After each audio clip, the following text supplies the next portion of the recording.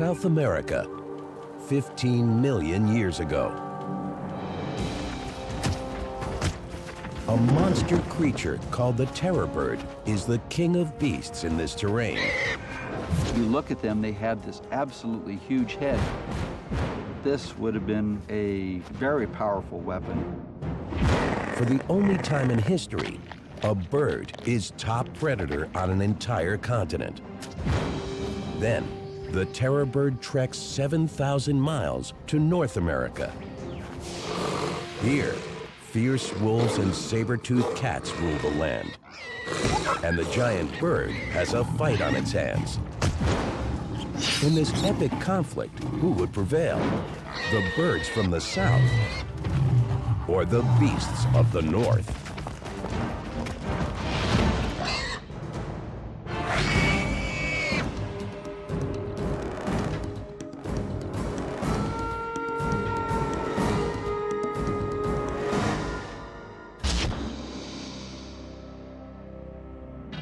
In the chronicle of life on Earth, dinosaurs reigned as history's greatest predators. They ruled the planet for 150 million years, but came to a sudden end 65 million years ago.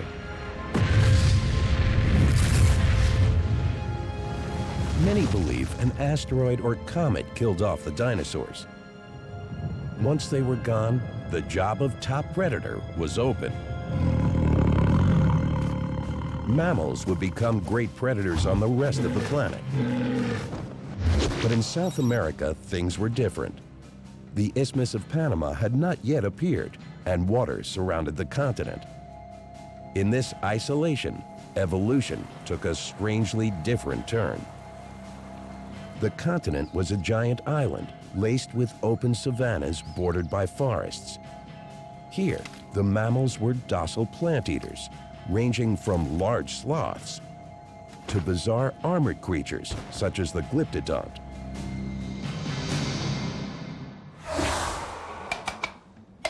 In this setting, the role of top predator went to a family of freakishly monstrous birds. Today, we call them the terror birds, and they ruled for 58 million years.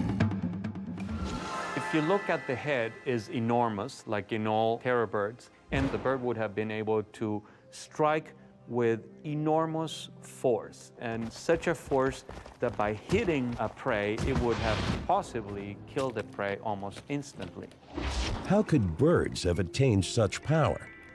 Evidence of the true nature of these enigmatic beasts is found first in fossil beds, and later in scientific laboratories.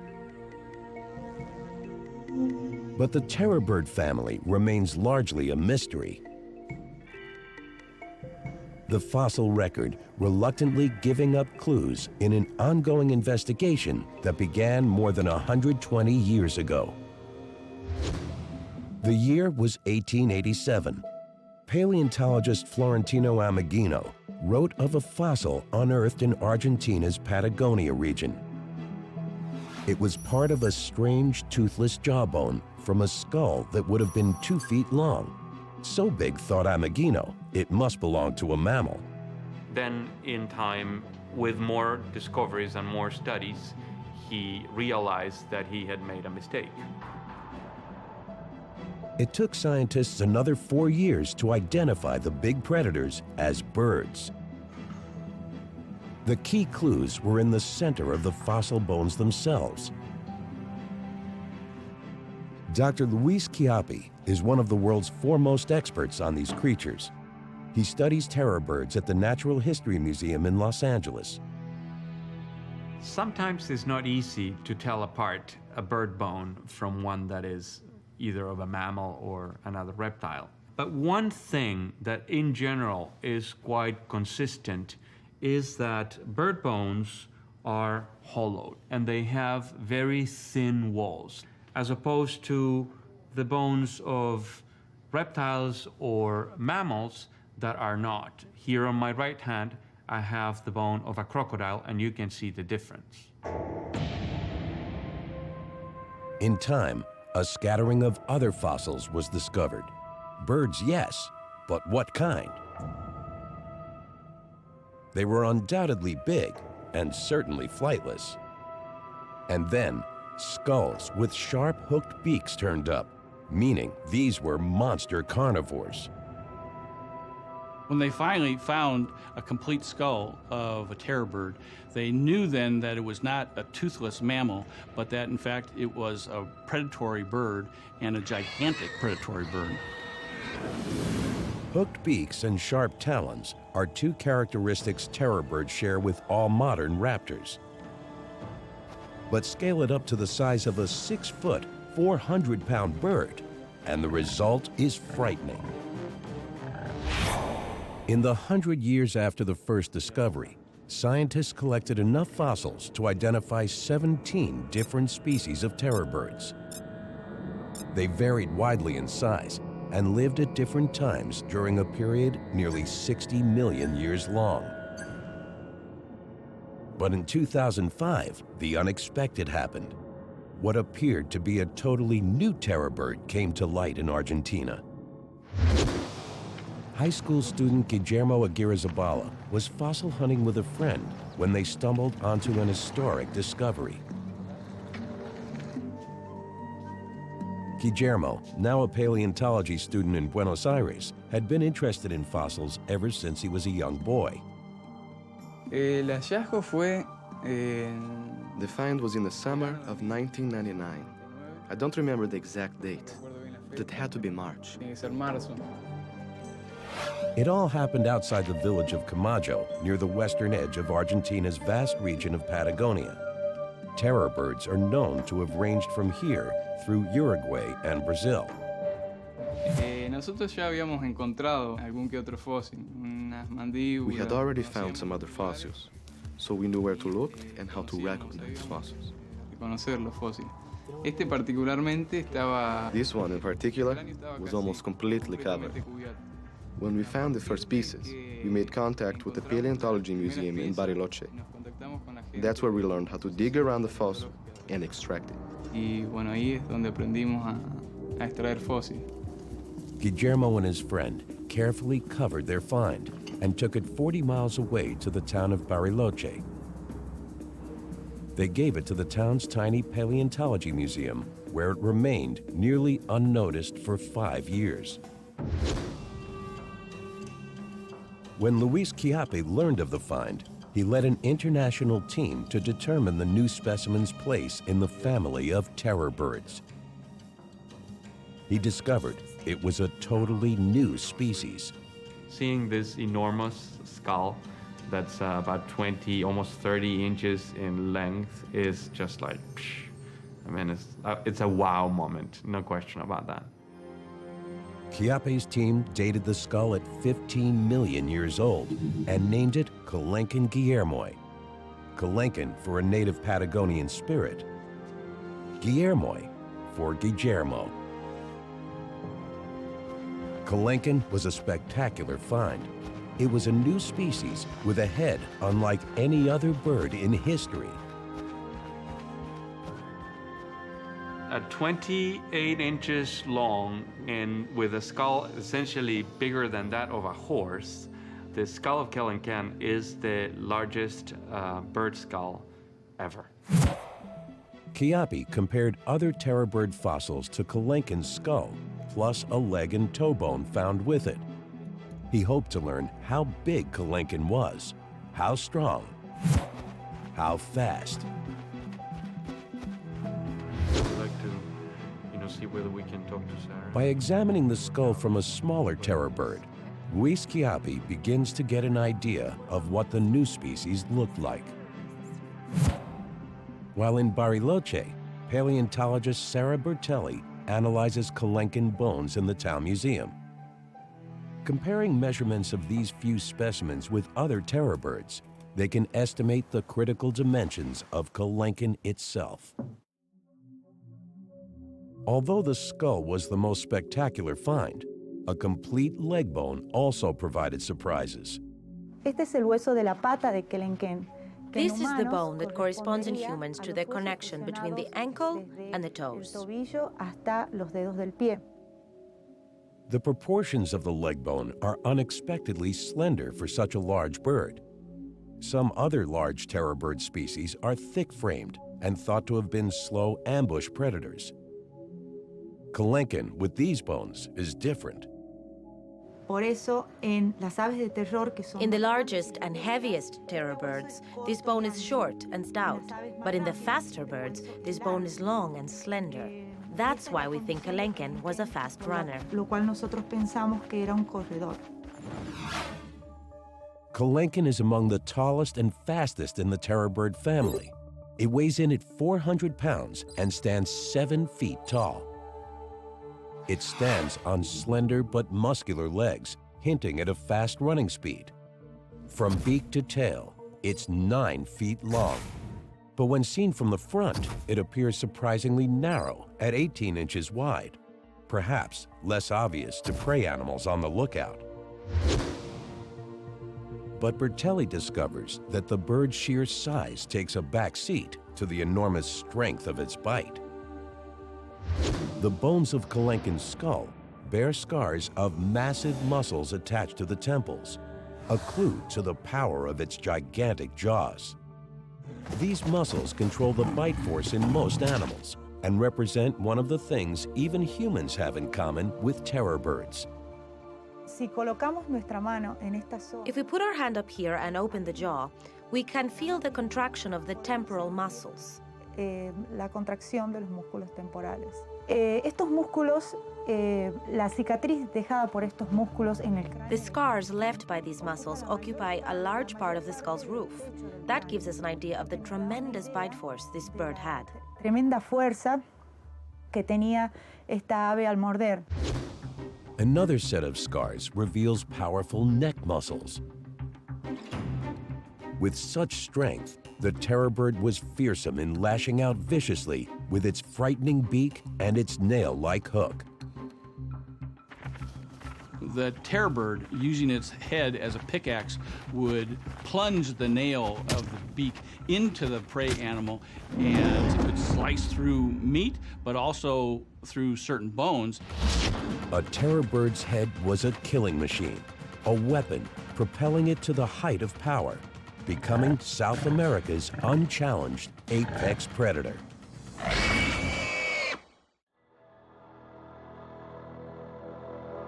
In South America, the head of the terror bird Kelenken is driving new research into these extraordinary predators.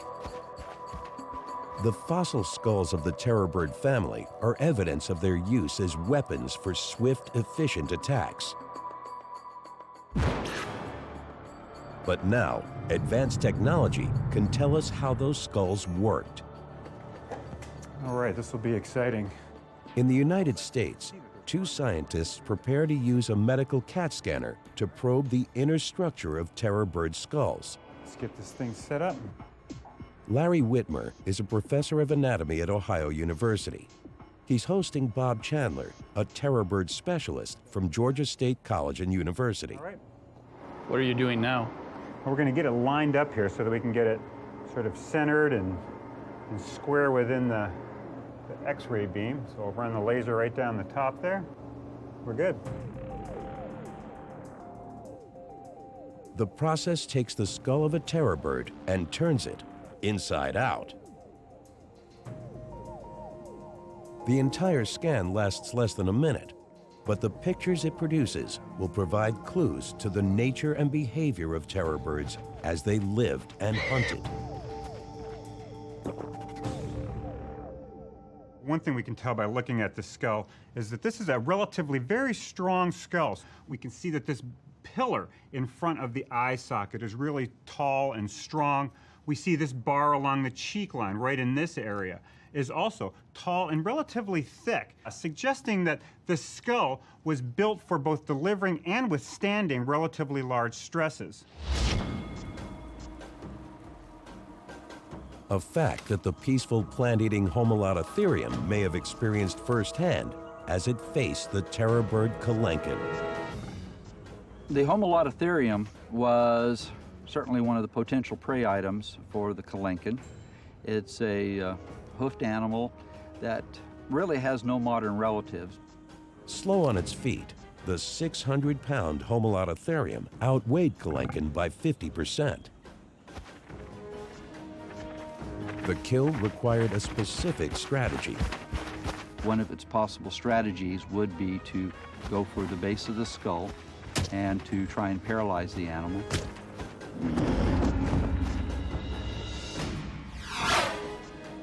Once the prey was down, a terror bird's beak was all about shredding flesh, a familiar behavior in birds of prey even today. I know. Joe Camp is a Southern California animal trainer. Using a modern-day hawk, he demonstrates how the sharp hook is a primary tool for any bird of prey, living or extinct. It gives you a really good idea of how the beak works. Basically, you can see the hook tears into the meat. You can see her doing that, kind of stabbing it. Then her lower bill comes up and shears it, and then she tears it on off. The bill itself is almost like your incisors, with the hook of itself being what would be like our fangs or an animal's fangs. The terror bird's gigantic head was more than a mere feeding tool, however. Paleontologists see it as its primary attack weapon. Inspiring scientists like Stephen Rowe to test the true strengths of the skull. We're looking at a potentially horrendous predator here. This would have been a very scary bird. How scary? Working at Australia's University of New South Wales, Stephen Rowe has loaded his computer with detailed data from a terror bird skull. What I've done here is build a very detailed computer model of the skull of a terror bird. Rowe has put his model through simulated movements to measure the stresses on the terror bird's skull in the attack mode during the violent mechanics of a kill. What this allows us then to do is to digitally crash test the animal, or digitally crash test the skull. So we can run it through different hypothetical behaviors to assess just how well the skull performs. Rowe's crash tests measure what kind of stresses are on the skull when the terror bird swings its head down, when it pulls its head back, and when it shakes its head from side to side. Stresses in the simulation are color-coded. Blue means very little or no stress. Green, a lighter blue through greens is medium stress, and then up into red, pink, and white, high stress regions. The digital simulations offer insights into the bird's attack capabilities, as well as what might give them trouble. The analysis supports the belief that terror birds use their heads to swing down, striking pickaxe style into prey. The animal has a prey item at the tip of its beak here, and it's moving its head down. Its neck muscles are pushing the head down into the prey. Under these conditions, the beak itself is not under a great deal of stress. When the terror bird bites and pulls, the skull also shows a lot of blue, meaning very little stress.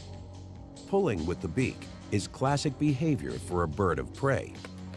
The terror bird is well adapted to tear that prey apart with its beak by driving the beak in and pulling with that wickedly recurved tip of the beak there. But Rowe's electronic assessment also revealed a weakness in the mighty terror bird. In attacking and feeding on prey, it would never shake its head from side to side. Here in this third simulation, the bird is biting down into a prey animal and shaking its head from side to side. And under these conditions, the terror bird's skull lights up like a Christmas tree. It really does not handle that kind of stress well at all. While Rowe's simulations show how the hardware of the terror bird's head was used, Whitmer and Chandler are reaching beneath the skull's surface to uncover clues to the creature's behavior. But here, I mean, it makes this complete shield across the top. The CAT scan goes beyond the beak, delving deeply into the terror bird's head with unexpected results. Well, one thing that the CT scan showed was really quite a surprise, and that is, if we look on the inside here, is that within the beak was a large hollow cavity. This was completely unexpected. It was completely hollow, which raised the question, why would they have this completely hollow structure? One thing I think could be going on here is that this bill, this hollow bill, was a resonating structure. They may have actually used, like some birds do today, sort of clacking movements of their jaws that would have resonated within this large hollow space. The clack of the terror bird may have been a familiar sound on the prehistoric savannas, but what was its purpose? A mating call? An alarm signal? The CAT scan can't answer those questions, but it can show us how well terror birds could hear such sounds.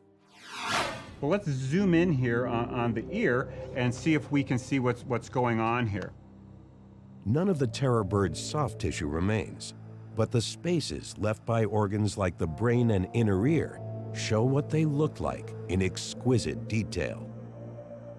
This is called the cochlea, and that's the hearing organ. What this tells us is very long and straight. The great length of that suggests it was potentially able to discriminate sounds well. And it's in the inner ear that the CAT scan reveals the critical system controlling the terror bird's superb agility. What we can see in terror birds are a series of long, delicate, thin canals. What this suggests to us, it had very sophisticated sense of balance and making the quick turning movements that a pursuit predator has to make. What we see here is the neural equipment that allowed that to take place. A small animal scrambling to hide may have had little luck, as the terror bird would easily scoop it up and swallow it whole. A shocking example of instant gratification. If this was part of terror bird behavior, they may also have coughed up pellets of undigested fur and bone, as predator birds do today. If computer-generated images of its ear canals can tell us the terror bird was such an adept hunter, what can we learn from the same kind of pictures of its brain? Besides being larger than other animals, the terror bird brain was hardwired for eyesight. Large optic lobes, as well as expanded higher brain centers, work together to receive and process what the terror bird sees, all critical for targeting and attacking prey. There is also the surprising lack of any sizable olfactory bulb, meaning it did not make much use of smell, which strongly suggests it was a highly active predator rather than a scavenger. Some large carnivores, bears for instance, are also scavengers, relying on their sense of smell for finding dead meat. The CAT scan tells us terror birds were not members of this club. This animal clearly was not emphasizing the sense of smell. What we see here is the brain of a predator. What might have been going on inside its brain when the terror bird came across prey such as the glyptodont? The glyptodont is certainly one of the most distinctive South American mammals with this solid bony armor. The glyptodont that lived at the time of the Kalenkin was about a 200-pound animal. It's completely covered with armor over its back, surrounding its tail, and on the top of its head. So you're talking about an animal that would be very, very difficult to kill simply because often this bony armor might be an inch thick. Here is where terror bird brain power comes into play. Now, although we sort of have this joke about bird brains being small, this is actually a relatively large brain, and these higher centers here are the cerebral cortex. And what we can see in this terror bird is that these are expanded. And what that tells us is that this animal, in fact, did have some capacity to deal with unique things and little wrinkles in its environment. This is an animal that could potentially do some problem solving. And the thick-shelled glyptodont was definitely a problem. I visualize the Kalenkin sort of walking around this glyptodont, trying to figure out how it's going to get to it, and basically sort of cocking one eye, checking it out, Finally, after studying the glyptodont long enough, I think the terror bird could have figured out that if it got its foot underneath the edge of the animal's shell, it could flip it over on its back and expose its soft underbelly.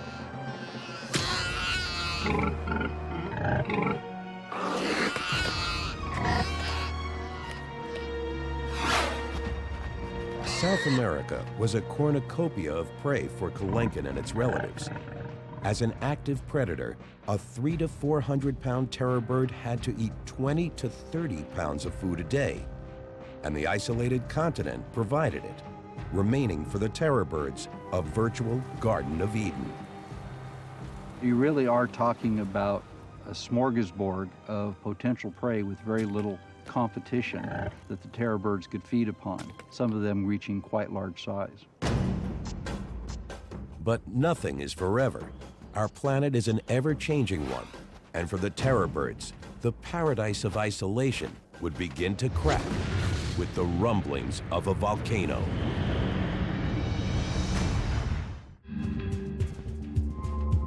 Until 1961, scientists thought terror birds lived only in South America.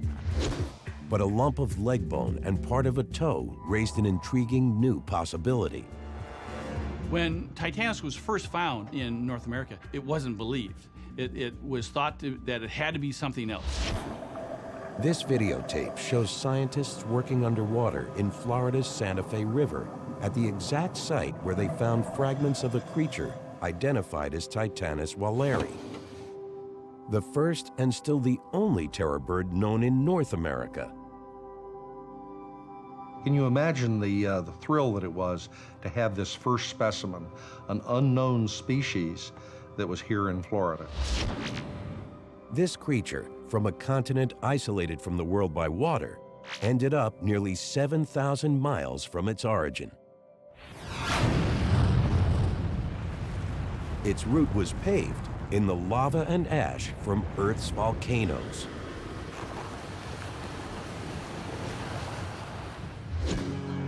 Oh, this is a big volcanic ash, a lovely piece of ash. Really very In Central Oregon, geologist Greg Ritalik shows paleontologist Jordy Duckler how volcanoes can quickly change a landscape. Part of a big eruption. It's a rather unusual kind of volcanic eruption.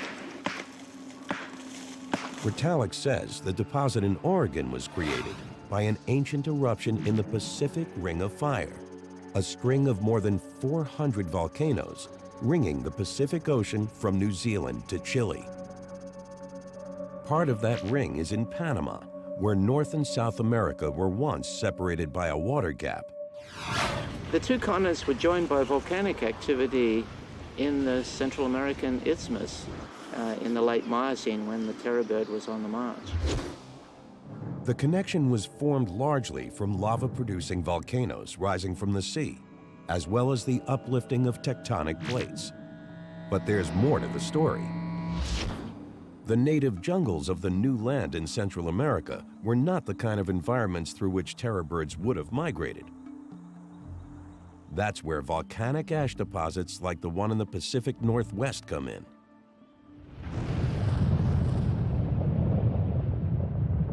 Mount St. Helens was an eruption of this sort, but it just created about 1 meter of ash. This one created 110 feet of ash, and at 600 degrees centigrade, it was a much bigger eruption than Mount St. Helens, and it would have created enormous stretches of open country. The volcano that created this deposit exploded 200 miles away. The thick layer of rock it left behind can be seen in places over an area of more than 120,000 square miles. The unfortunate creatures that are in the way of this flow, they're gone. They're toast. Everything. There are trees, animals, all sorts of things. They're just burnt to a crisp. There's no sign of it. 600 degrees centigrade, that's more than a crematorium. How fast are we talking about the motion? Anything you could outrun? Well, no, they couldn't outrun this. This is death on wheels.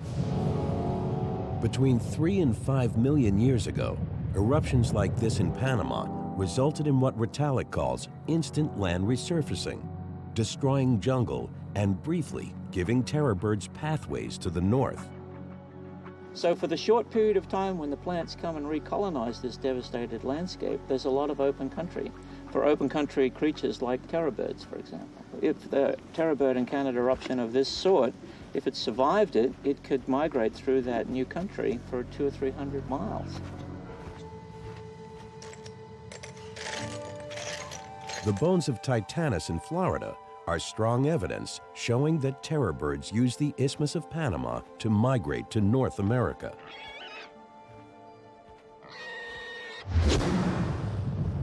When volcanoes filled the gap between the two continents, the resulting land bridge made migration possible. The birds expanded into familiar savannas, now accessible by the new route.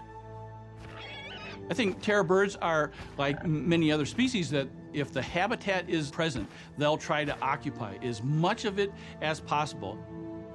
Since the original discovery in 1961, only a handful of North American terror bird fossils have been found. Presently, in North America, there are 42 specimens of Titanus. 41 of those specimens reside here at the Florida Museum of Natural History. Without a skull or any other large fossils, it's almost impossible for experts to piece together a complete picture of the North American terror bird. All they have to work with are scant bone fragments. Irv Quitmeyer calculated the key dimensions for Titanus by comparing the proportions of its bones to other terror bird species. For instance, he used the base of the Titanus leg fragment to figure out the whole bone's length. When we examine this bone, we see that it's quite broad, and such a base must have supported a long shaft of bone and a tall bird.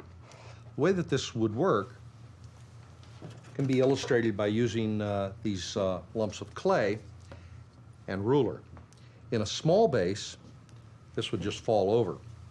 So it needs a large base in order to hold it in place, and with a smaller one here. So, a large base, long shaft of bone, tall bird. Smaller one with a smaller shaft, smaller bird. Quitmeyer's numbers game involved comparing measurements from 16 different terror bird species. He even investigated the South American Seriema, the terror bird's closest living relative. The calculations provided the critical dimensions needed to build the Florida Museum's spectacular metal skeleton of Titanus. A complete view of the terror bird as a whole. Scientists concluded that Titanus was strikingly similar in form to Kelenken, the tallest of the terror bird species. But Titanus is about 20% shorter. The smaller size may have made it faster and more agile. The terror birds that came north were part of the Great American Interchange, a broad exchange of species between North and South America by way of Panama. The terror bird needed its speed for the new prey it encountered. Chasing a swift horse would have been a challenge for Titanus. The fastest running birds in today's world are ostriches. Similar in shape and size, they offer us a way to figure out how terror birds ran. Some terror birds compare very well in terms of their limb proportions to an ostrich. And so you would be fairly confident in reconstructing terror bird locomotion as something like that of an ostrich. Since ostriches can easily run 30 to 40 miles per hour, they're not easy to pin down for a demonstration of their technique. So, biologist Kevin Middleton has invited gymnast Henry Holloway to the University of California campus in San Bernardino to explain how creatures like ostriches or terror birds can run so fast. Holloway will show how his human legs can work just like ostrich legs with the help of some special equipment. It's a jumping stilt. This is an aluminum frame with a carbon fiber leaf spring that's gonna give you back what you put into it. The jumping stilts will allow Henry to run like an ostrich by mimicking the long, springy tendons in the bird's legs. But the anatomy of the bones is part of the equation as well. This is the thigh bone, the knee, the shin, and the foot. In a bird, the foot would be much, much longer. And then when Henry stands on his toes, this is how a bird runs, on its toes. The longer foot is important because it gives greater leverage for the muscles and allows longer strides. The apparent backward knees in a fast-running bird are really the animal's ankles. It's a dramatic illustration of how long those foot bones are and how much leverage they supply. Let's do it. For Henry Holloway, the high-tech jumping stilts essentially lengthen his short human feet, giving him the ability to run like a terror bird. Go!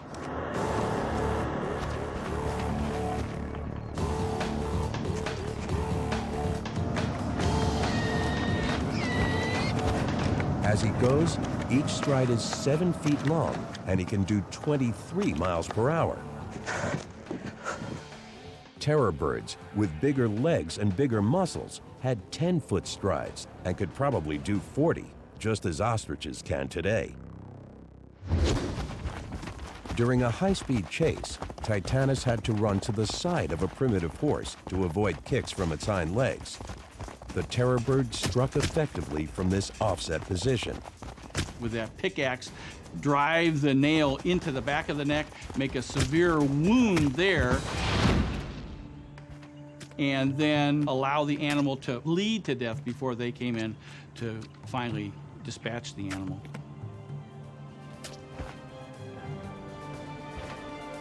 But life would not be easy in the new continent for Titanus. It was about to make first contact with the local predators in the north. These were new competitors without fear, but then they had never faced the power of a terror bird.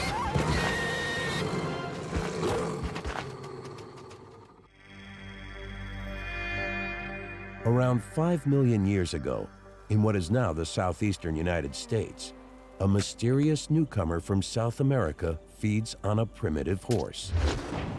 The terror bird was the top predator in its ancestral home. But here in North America, it has competition from creatures it never encountered before. At the same time that Titanus was here in North America, there was a small wolf-like animal called the Edwards wolf. Not as large as gray wolves today, but larger than a coyote.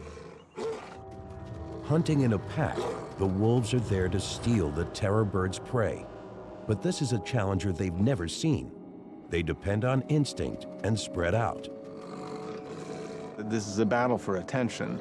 Who can divert the attention of the other combatant and in which direction and for how long? If you're distracted long enough to have to fight one wolf, there's not really a chance that you can expend your energy keeping the other wolves at bay. Modern wolves are known for wearing down their targets, and their prehistoric cousins were likely the same.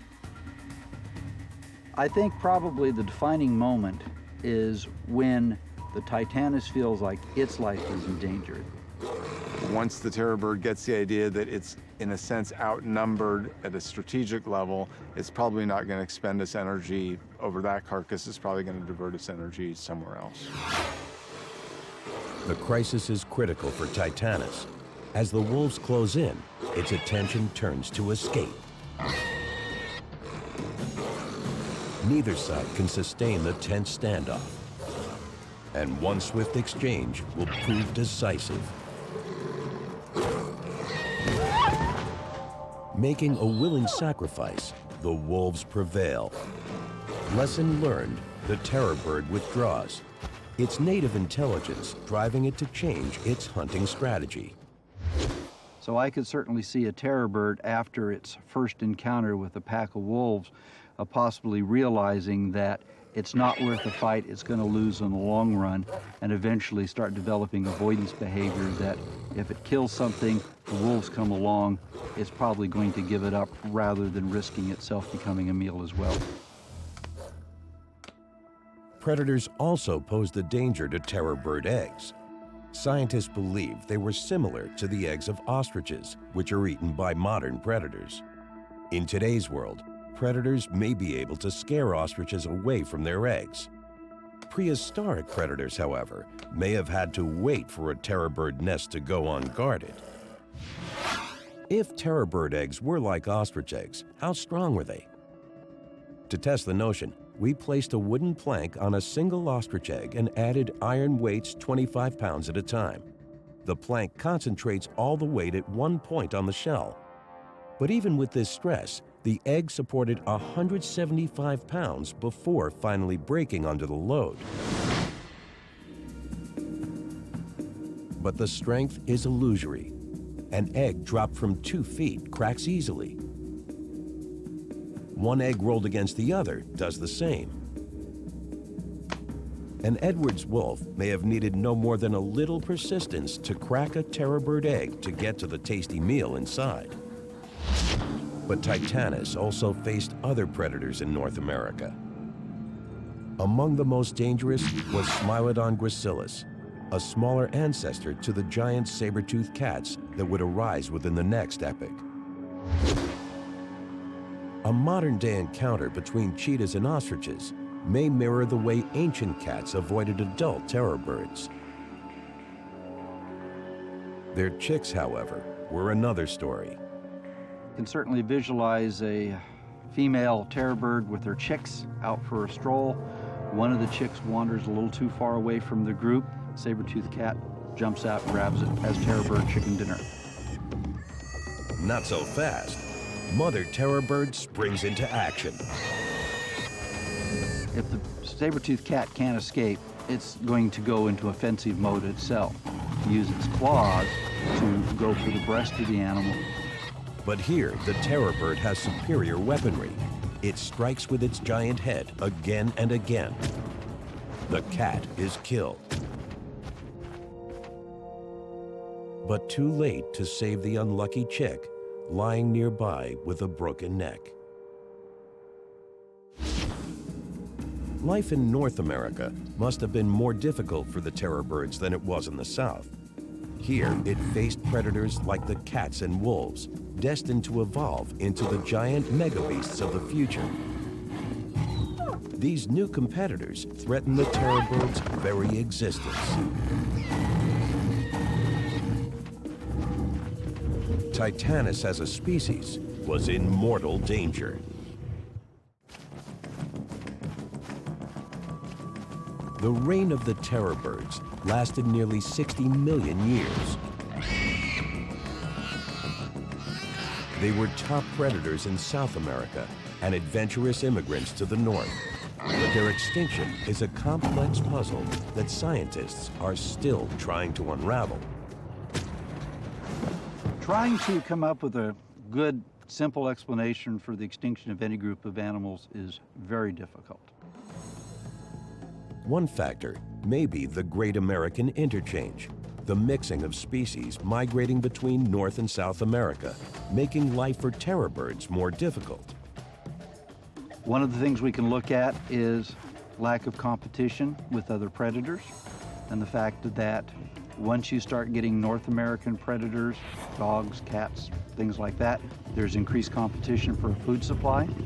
2 million years ago, terror birds in North and South America may have been hard-pressed to find a meal when saber-toothed cats shared their territory.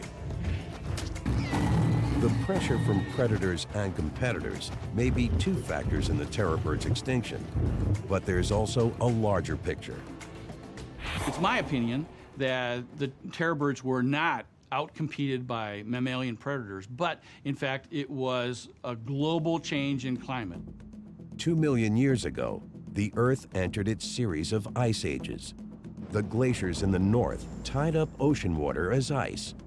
The sea levels dropped, which lowered the groundwater table in places like Florida, where Titanus lived. The landscape dried out. It's going to have a lot drier vegetation. This affects what's available for its prey to eat. So you're going to have a change in the numbers and the variety of animals that Titanus might have been feeding upon. So it's sort of a domino effect with the climatic change leading up to eventually the demise of Titanus. In South America, the Andes continued the upward push they had been making for millions of years.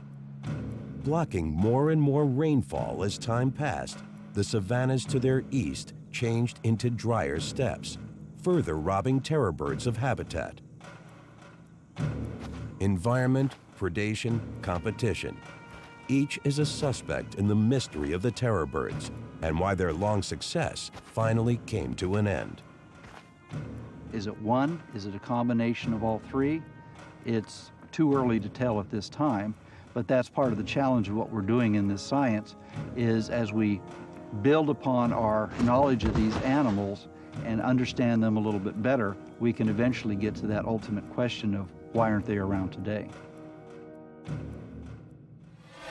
The epilogue of the terror bird story is still unfolding in the fossil digs of Florida.